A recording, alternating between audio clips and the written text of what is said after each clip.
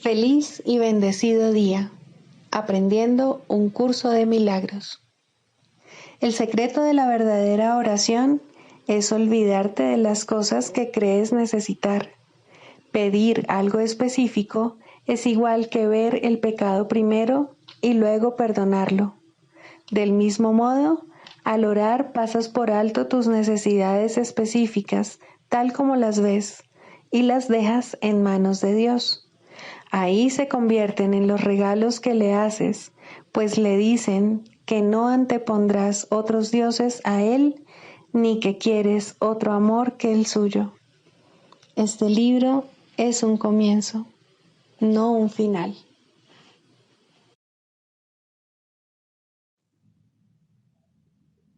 Del prefacio, que postula párrafo 4.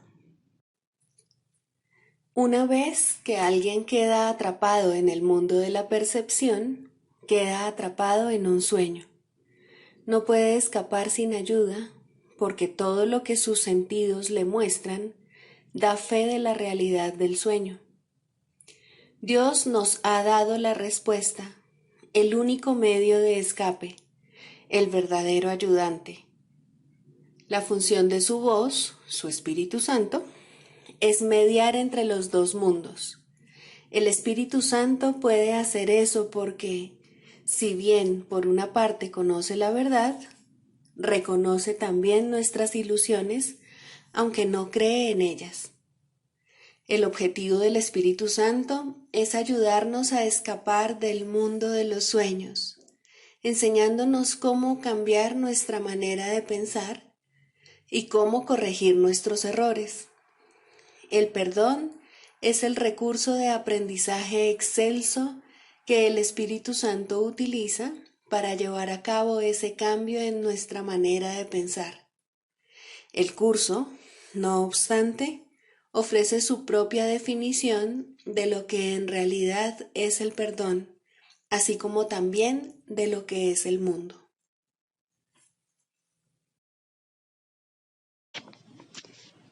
Introducción. Este es un curso de milagros, es un curso obligatorio. Solo el momento en que decides tomarlo es voluntario. Tener libre albedrío no quiere decir que tú mismo puedas establecer el plan de estudios. Significa únicamente que puedes elegir lo que quieres aprender en cualquier momento dado. Este curso no pretende enseñar el significado del amor, pues eso está más allá de lo que se puede enseñar. Pretende, no obstante, despejar los obstáculos que impiden experimentar la presencia del amor, el cual es tu herencia natural. Lo opuesto al amor es el miedo, pero aquello que todo lo abarca no puede tener opuestos. Este curso puede, por lo tanto, resumirse muy simplemente de la siguiente manera. Nada real puede ser amenazado. Nada irreal existe. En esto radica la paz de Dios.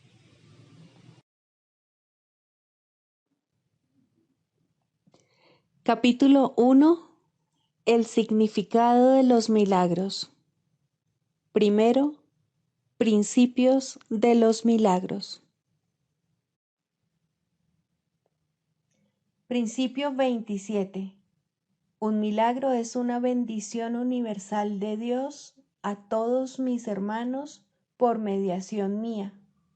Perdonar es el privilegio de los perdonados.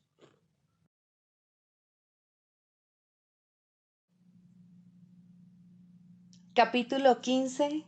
El instante santo. 7. El sacrificio innecesario. Más allá de la débil atracción que la relación de amor especial ejerce, y empañada siempre por ella, se encuentra la poderosa atracción que el Padre ejerce sobre su Hijo.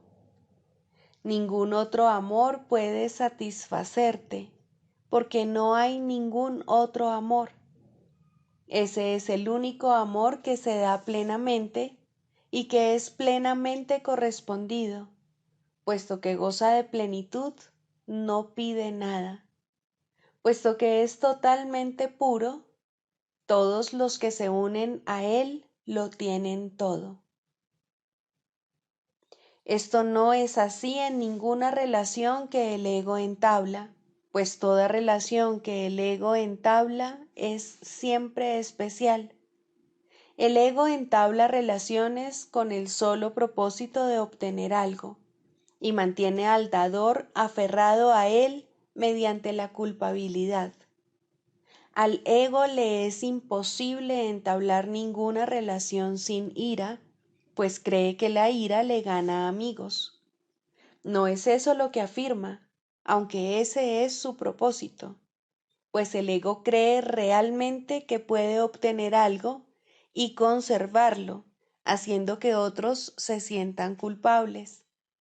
Esta es la única atracción que ejerce, pero es una atracción tan débil que no podría subsistir si no fuese porque nadie se percata de ello, pues el ego siempre parece atraer mediante el amor y no ejerce atracción alguna sobre aquellos que perciben que atrae mediante la culpabilidad.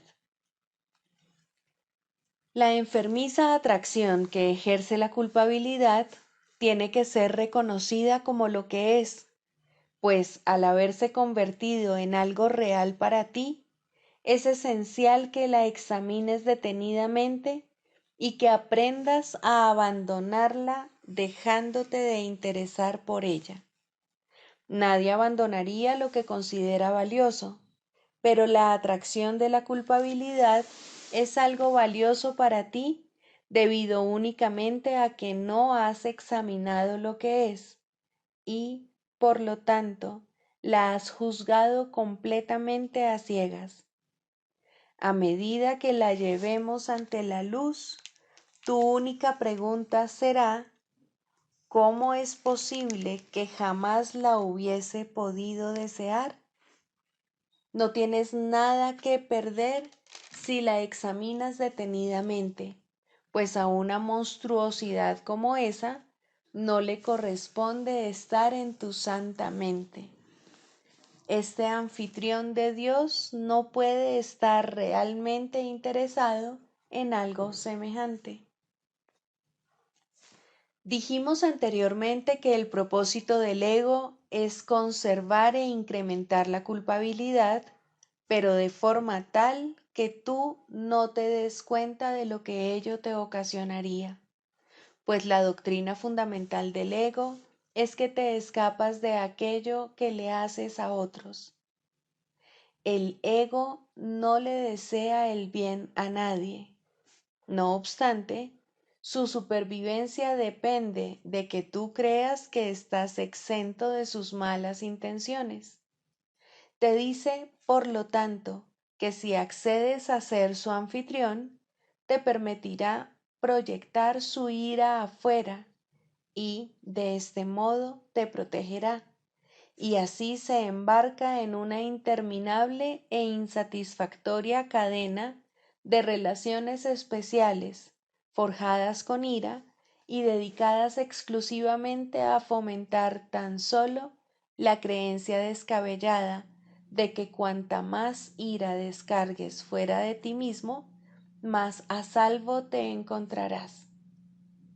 Esa es la cadena que ata al Hijo de Dios a la culpabilidad y la que el Espíritu Santo quiere eliminar de tu santa mente, pues esta infame cadena no tiene por qué estar aprisionando a aquel que Dios mismo ha elegido como su anfitrión, quien no puede convertirse a sí mismo en anfitrión del ego.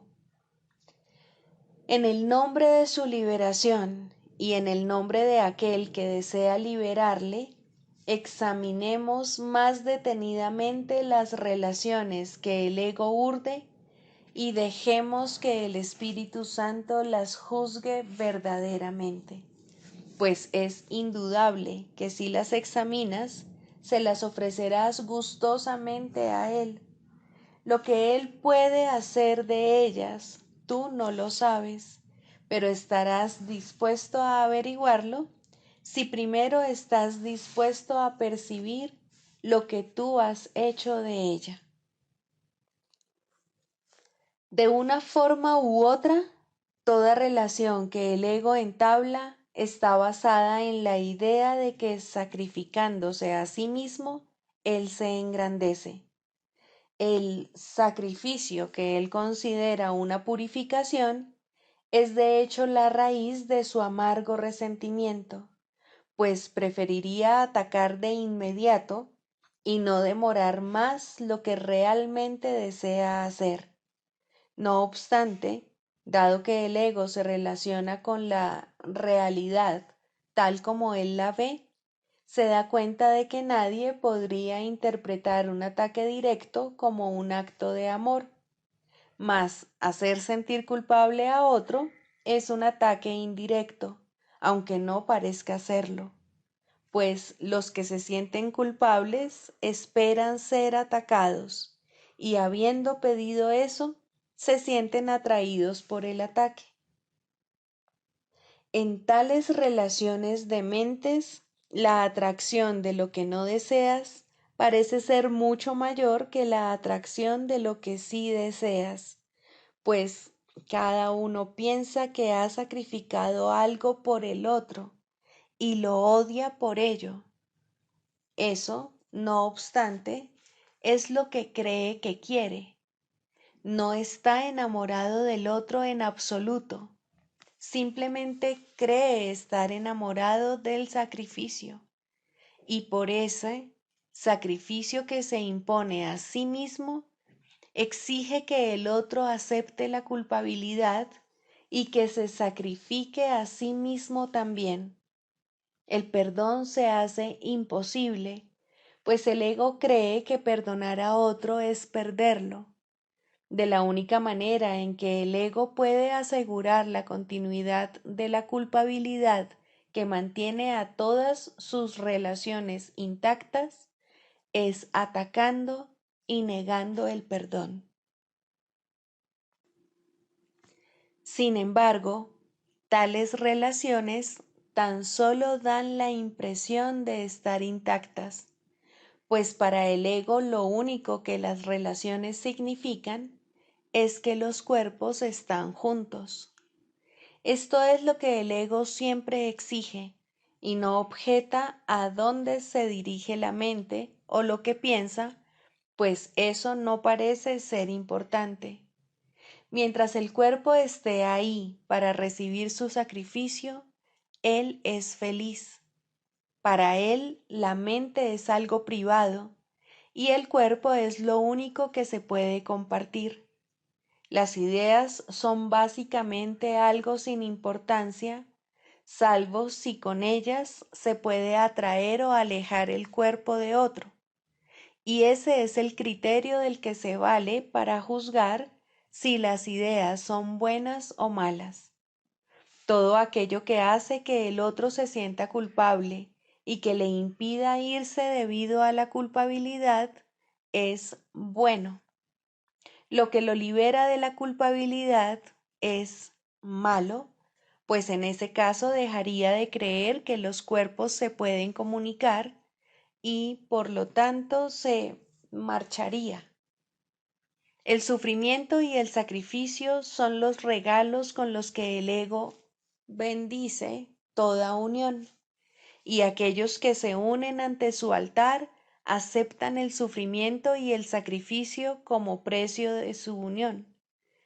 En sus iracundas alianzas, nacidas del miedo a la soledad, aunque dedicadas a la perpetuación de la misma, cada cual busca aliviar su culpabilidad, haciendo que el otro se sienta más culpable, pues cada uno cree que eso mitiga su propia culpabilidad. El otro siempre parece estar atacándole e hiriéndole, tal vez con minucias, tal vez inconscientemente, mas nunca sin dejar de exigir sacrificio. La furia de los que se han unido en el altar del ego es mucho mayor de lo que te imaginas, pues no te das cuenta de lo que el ego realmente quiere. Cada vez que te enfadas, puedes estar seguro de que has entablado una relación especial que el ego ha bendecido, pues la ira es su bendición. La ira se manifiesta de muchas formas, pero no puedes seguir engañando por mucho tiempo a los que se han dado cuenta de que el amor no produce culpabilidad en absoluto y de que lo que produce culpabilidad no puede ser amor sino ira. La ira no es más que un intento de hacer que otro se sienta culpable, y este intento constituye la única base que el ego acepta para las relaciones especiales. La culpabilidad es la única necesidad del ego, y mientras te sigas identificando con él, la culpabilidad te seguirá atrayendo. Mas recuerda esto: estar con un cuerpo no es estar en comunicación, y si crees que lo es, te sentirás culpable con respecto a la comunicación y tendrás miedo de oír al Espíritu Santo al reconocer en su voz tu propia necesidad de comunicarte. El Espíritu Santo no puede enseñar valiéndose del miedo. ¿Cómo iba a poder entonces comunicarse contigo mientras creas que comunicarte equivale a quedarte solo? Obviamente es una locura creer que vas a ser abandonado si te comunicas verdaderamente. Sin embargo, son muchos los que creen esto, pues creen que sus mentes tienen que ser algo privado o, de lo contrario, las perderían, pero que si son únicamente sus cuerpos los que están juntos, sus mentes siguen siendo suyas. La unión de los cuerpos se convierte, por lo tanto, en la forma de mantener la separación de las mentes, pues los cuerpos son incapaces de perdonar, solo pueden hacer lo que la mente les ordena. La ilusión de que el cuerpo goza de autonomía y de que es capaz de superar la soledad es tan solo una estratagema del ego para establecer su propia autonomía. Mientras creas que estar con otro cuerpo es tener compañía, te verás obligado a tratar de reducir a tu hermano a su cuerpo y a confinarlo allí mediante la culpabilidad, y te sentirás a salvo en la culpabilidad y en peligro cuando te comunicas, pues el ego siempre enseña que la soledad se supera mediante la culpabilidad y que la comunicación es la causa de la soledad. Y a pesar de la evidente demencia de esta lección, son muchos los que la han aprendido. El perdón radica en la comunicación, tan inexorablemente como la condenación radica en la culpabilidad. La función docente del Espíritu Santo consiste en enseñar que la comunicación es la salvación a aquellos que creen que es condenación, y Él llevará a cabo su función, pues el poder de Dios en Él y en ti están unidos en una relación real, tan santa y tan poderosa que puede superar incluso esa creencia sin temor alguno. A través del instante santo es como se logra lo que parece ser imposible, haciendo que resulte evidente que no lo es. En el instante santo, la culpabilidad no ejerce ninguna atracción, puesto que se ha reanudado la comunicación, y la culpabilidad, cuyo único propósito es interrumpir la comunicación, no tiene ningún propósito en él. No hay nada en el instante santo que esté oculto, ni hay en él pensamientos privados. El estar dispuesto a entablar comunicación atrae a la comunicación y supera la soledad completamente.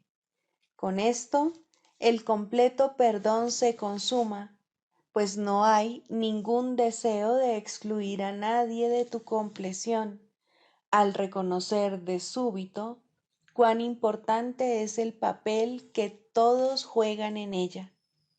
Bajo la protección de tu plenitud, se invita a todo el mundo y se le da la bienvenida. Y comprendes que tu compleción es la de Dios, cuya única necesidad es que tú seas completo, pues tu compleción hace que cobres conciencia de que formas parte del ámbito de Dios, y en ese momento es cuando te experimentas a ti mismo tal como fuiste creado y tal como eres.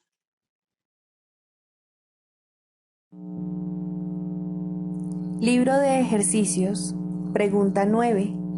¿Qué es el segundo advenimiento? El segundo advenimiento de Cristo, que es tan seguro como Dios, es simplemente la corrección de todos los errores y el restablecimiento de la cordura. Es parte de la condición que reinstaura lo que nunca se perdió y reestablece lo que es eternamente verdad.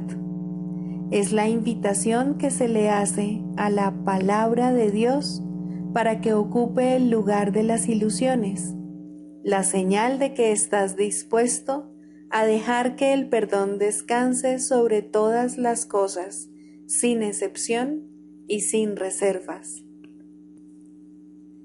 La naturaleza totalmente inclusiva del segundo advenimiento de Cristo es lo que le permite envolver al mundo y mantenerte a salvo en su dulce llegada, la cual abarca a toda cosa viviente junto contigo. La liberación a la que el segundo advenimiento da lugar no tiene fin, pues la creación de Dios es ilimitada. La luz del perdón ilumina el camino del segundo advenimiento, porque refulge sobre todas las cosas a la vez y cual una sola. Y así, por fin, se reconoce la unidad. El segundo advenimiento marca el fin de las enseñanzas del Espíritu Santo, allanando así el camino para el juicio final, en el que el aprendizaje termina con un último resumen que se extenderá más allá de sí mismo hasta llegar a Dios.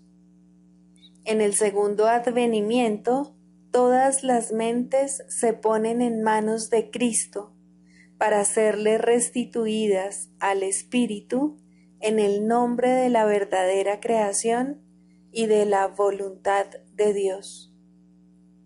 El segundo advenimiento es el único acontecimiento en el tiempo que el tiempo mismo no puede afectar, pues a todos los que vinieron a morir aquí o aún han de venir, o a aquellos que están aquí ahora, se les libera igualmente de lo que hicieron. En esta igualdad se reinstaura a Cristo como una sola identidad, en la cual los hijos de Dios reconocen que todos ellos son uno solo. Y Dios el Padre le sonríe a su Hijo, su única creación y su única dicha. Ruega, pues, porque el segundo advenimiento tenga lugar pronto, pero no te limites a eso, pues necesita tus ojos, tus oídos, tus manos y tus pies. Necesita tu voz, pero sobre todo necesita tu buena voluntad. Regocijémonos de que podamos hacer la voluntad de Dios y unirnos en su santa luz. Pues mirad, el Hijo de Dios es uno solo en nosotros, y podemos alcanzar el amor de nuestro Padre a través de Él. Lección 305. Hay una paz que Cristo nos concede. El que solo utiliza la visión de Cristo encuentra una paz tan profunda y serena, tan imperturbable y completamente inalterable, que no hay nada en el mundo que sea comparable. Las comparaciones cesan ante esa paz, y el mundo entero parte en silencio a medida que esta paz lo envuelve y lo transporta dulcemente hasta la verdad, para ya nunca volver a ser la morada del temor. Pues el amor ha llegado y ha sanado al mundo al concederle la paz de Cristo. Padre, la paz de Cristo se nos concede porque tu voluntad es que nos salvemos. Ayúdanos hoy a aceptar únicamente tu regalo y a no juzgarlo, pues se nos ha concedido para que podamos salvarnos del juicio que hemos emitido acerca de nosotros mismos.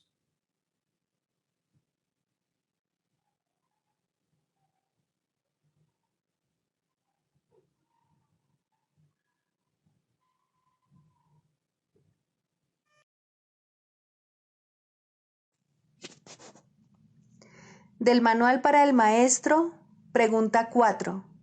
¿Cuáles son las características de los maestros de Dios? 1. Confianza. He aquí la base sobre la que descansa su capacidad para llevar a cabo su función. La percepción es el resultado de lo que se ha aprendido. De hecho, la percepción es lo que se ha aprendido, ya que causa y efecto nunca se encuentran separados. Los maestros de Dios tienen confianza en el mundo, porque han aprendido que no está regido por las leyes que el mundo inventó. Está regido por un poder que se encuentra en ellos, pero que no es de ellos. Este poder es el que mantiene todas las cosas a salvo. Mediante este poder, los maestros de Dios contemplan un mundo perdonado. Una vez que hemos experimentado ese poder, es imposible volver a confiar en nuestra insignificante fuerza propia. ¿Quién trataría de volar con las minúsculas alas de un gorrión cuando se le ha dado el formidable poder de un águila? ¿Y quién pondría su fe en las miserables ofrendas del ego cuando los dones de Dios se encuentran desplegados ante él? ¿Qué induce a los maestros de Dios a efectuar este cambio? A. Desarrollo de la confianza. En primer lugar, tienen que pasar por lo que podría calificarse como un periodo de deshacimiento.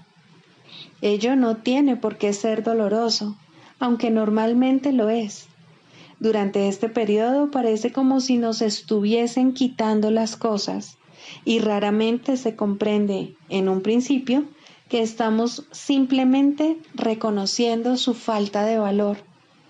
¿De qué otro modo se iba a poder percibir lo que no tiene valor, a no ser que el perceptor estuviese en una posición desde la que no puede sino ver las cosas de otra manera? Aún no ha llegado al punto en el que puede efectuar el cambio interno totalmente. Por ello, el plan a veces requiere que se efectúen cambios en lo que parecen ser las circunstancias externas. Estos cambios son siempre beneficiosos. Una vez que el maestro de Dios ha aprendido esto, pasa a la segunda fase. Ahora el maestro de Dios tiene que pasar por un periodo de selección. Este periodo es siempre bastante difícil, pues al haber aprendido que los cambios que se producen en su vida son siempre beneficiosos, tiene entonces que tomar todas sus decisiones sobre la base de si contribuyen a que el beneficio sea mayor o menor. descubrirá que muchas cosas, si no la mayoría de las que antes valoraba, tan solo obstruyen su capacidad para transferir lo que ha aprendido a las nuevas situaciones que se le presentan. Puesto que ha valorado lo que en verdad no vale nada, no generalizará la lección por temor a lo que cree que puede perder o deba sacrificar. Se necesita haber aprendido mucho para poder llegar a entender que todas las cosas, acontecimientos, encuentros y circunstancias son provechosos. Solo en la medida en que son provechosos, deberá concedérseles algún grado de realidad en este mundo de ilusiones. La palabra valor no puede aplicarse a nada más. La tercera fase por la que el Maestro de Dios tiene que pasar podría llamarse periodo de renuncia. Si se interpreta esto como una renuncia a lo que es deseable, se generará un enorme conflicto. Son pocos los maestros de Dios que se escapan completamente de esta zozobra. No tiene ningún sentido, no obstante, separar lo que tiene valor de lo que no lo tiene, a menos que se dé el paso que sigue naturalmente. Por lo tanto, el periodo de transición tiene que ser un periodo en el que el Maestro de Dios se siente obligado a sacrificar sus propios intereses en aras de la verdad. Todavía no se ha dado cuenta de cuán absolutamente imposible sería una exigencia así. Esto solo lo puede aprender a medida que renuncia realmente a lo que no tiene valor. Mediante esa renuncia, aprende que donde esperaba aflicción, encuentra en su lugar una feliz despreocupación. Donde pensaba que se le pedía algo, se encuentra agraciado con un regalo. Ahora llega un periodo de asentamiento. Es este un periodo de reposo en el que el Maestro de Dios descansa razonablemente en paz por un tiempo. Ahora consolida su aprendizaje. Ahora comienza a ver el valor de transferir lo que ha aprendido de unas situaciones a otras. El potencial de lo que ha aprendido es literalmente asombroso, y el Maestro de Dios ha llegado a un punto en su progreso desde el que puede ver que en dicho aprendizaje radica su escape.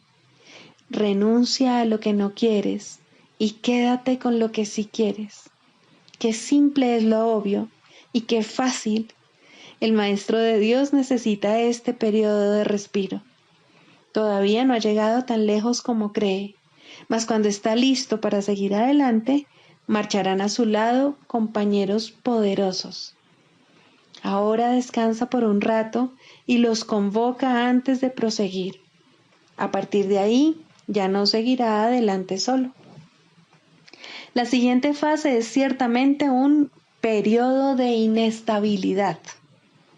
El Maestro de Dios debe entender ahora que en realidad no sabía distinguir entre lo que tiene valor y lo que no lo tiene. Lo único que ha aprendido hasta ahora es que no desea lo que no tiene valor y que sí desea lo que tiene. Su propio proceso de selección, no obstante, no le sirvió para enseñarle la diferencia. La idea de sacrificio, tan fundamental en su sistema de pensamiento, imposibilitó el que pudiese discernir. Pensó que había aprendido a estar dispuesto, pero ahora se da cuenta de que no sabe para qué sirve estar dispuesto. Ahora tiene que alcanzar un estado que puede permanecer fuera de su alcance por mucho, mucho tiempo. Tiene que aprender a dejar de lado todo juicio y a preguntarse en toda circunstancia qué es lo que realmente quiere. De no ser porque cada uno de los pasos en esta dirección está tan fuertemente reforzado, cuán difícil sería darlos. Finalmente, llega un periodo de logros. Ahora es cuando se consolida su aprendizaje. Lo que antes se consideraba simples sombras se han convertido ahora en ganancias substanciales con las que puede contar en cualquier emergencia, así como también en los periodos de calma. En efecto, el resultado de esas ganancias no es otro que la tranquilidad, el fruto de un aprendizaje honesto, de un pensamiento congruente y de una transferencia plena. Esta es la fase de la verdadera paz, pues aquí se refleja plenamente el estado celestial. A partir de ahí, el camino al cielo está libre y despejado y no presenta ninguna dificultad. En realidad ya está aquí. ¿Quién iba a querer ir a ninguna otra parte si ya goza de absoluta paz? ¿Y quién querría cambiar su tranquilidad por algo más deseable? ¿Qué podría ser más deseable?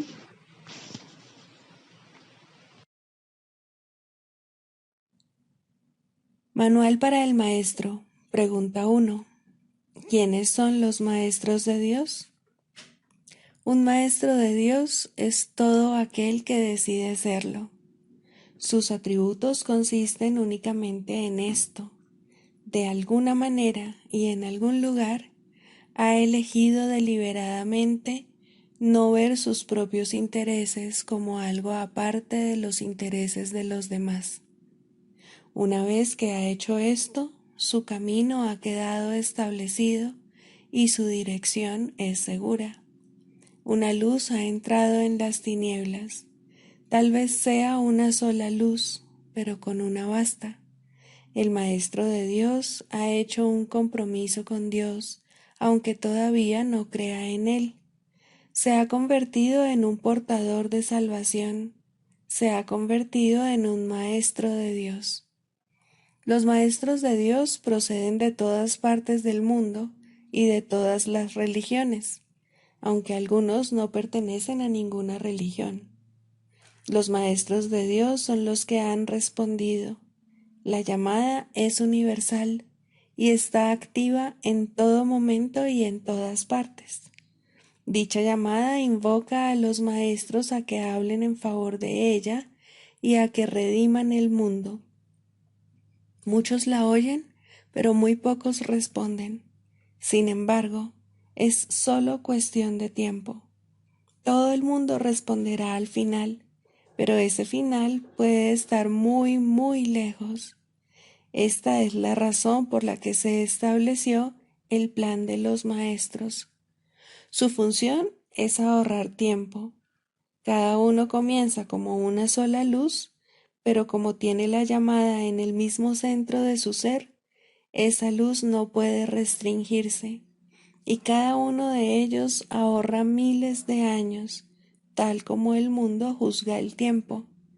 Mas para la llamada en sí, el tiempo no significa nada. Cada maestro de Dios tiene su propósito. La estructura de éste varía enormemente, así como los medios particulares de enseñanza empleados. El contenido del curso, no obstante, nunca varía. Su tema central es siempre: el Hijo de Dios es inocente y en su inocencia radica su salvación.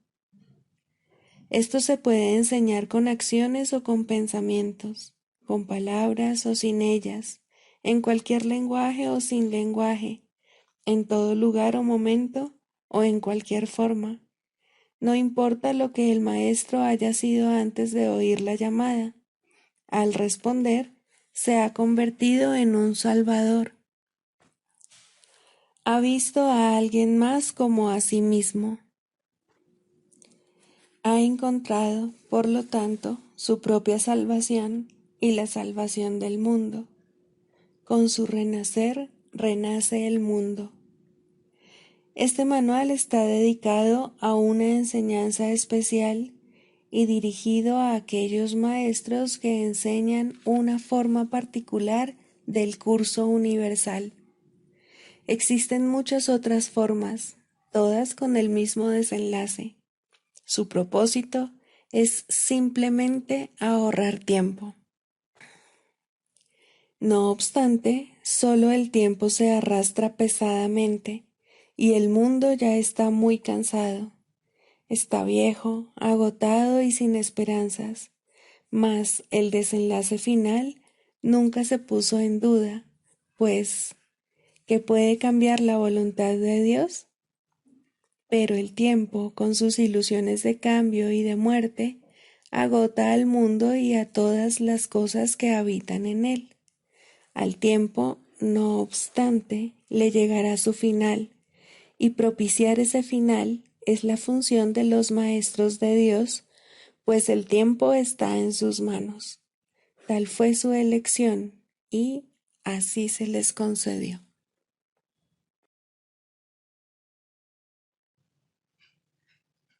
Clarificación de términos.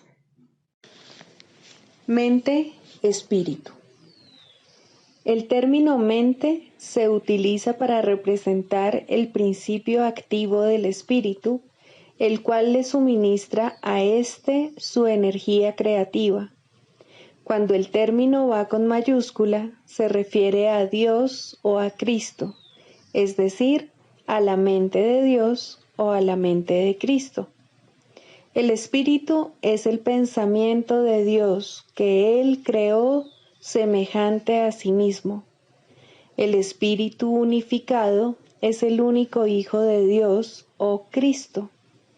En este mundo, puesto que la mente está dividida, los hijos de Dios parecen estar separados. Sus mentes, asimismo, no parecen estar unidas. En ese estado ilusorio, el concepto de una mente individual parece tener sentido. En el curso, por lo tanto, se describe a la mente como si consistiera de dos partes, el espíritu y el ego. El espíritu es la parte que aún se mantiene en contacto con Dios a través del Espíritu Santo, quien, aunque mora en esa parte, también ve la otra. No se usa el término alma, excepto en citas directas de la Biblia, por ser un término sumamente polémico. En cualquier caso, sería un equivalente de espíritu, entendiéndose que, al formar parte del ámbito de Dios, es eterna y nunca nació. La otra parte de la mente es completamente ilusoria y solo teje ilusiones. El espíritu conserva su potencial creativo, pero su voluntad, que es la de Dios, parecerá estar cautiva mientras la mente no esté unificada. La creación continúa imperturbable, porque esa es la voluntad de Dios. Dicha voluntad está siempre unificada y por lo tanto no tiene significado en este mundo, no tiene grados ni opuestos. La mente puede gozar de rectitud o estar errada dependiendo de la voz que escuche.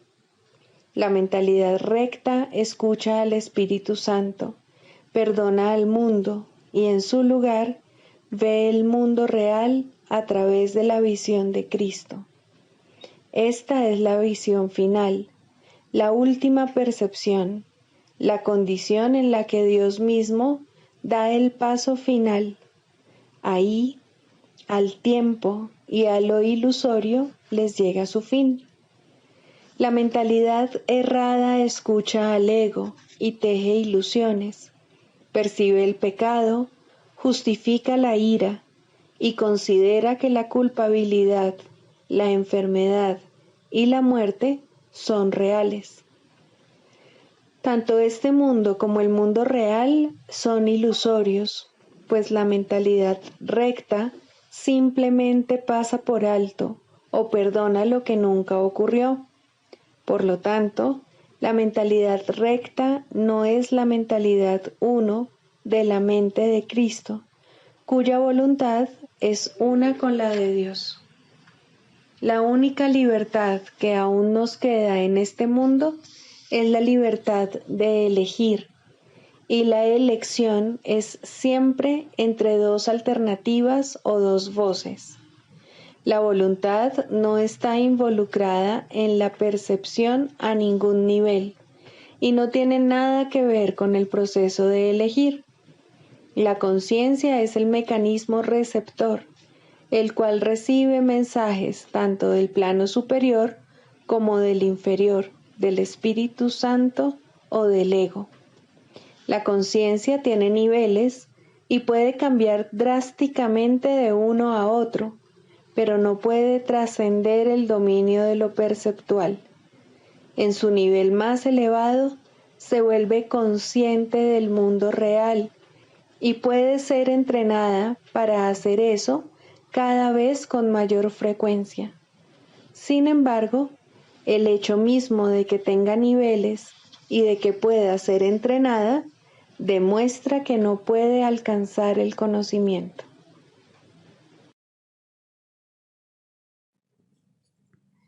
Sigamos a Jesús haciendo del perdón algo tan natural como respirar y algo tan vital como el aire. Amén.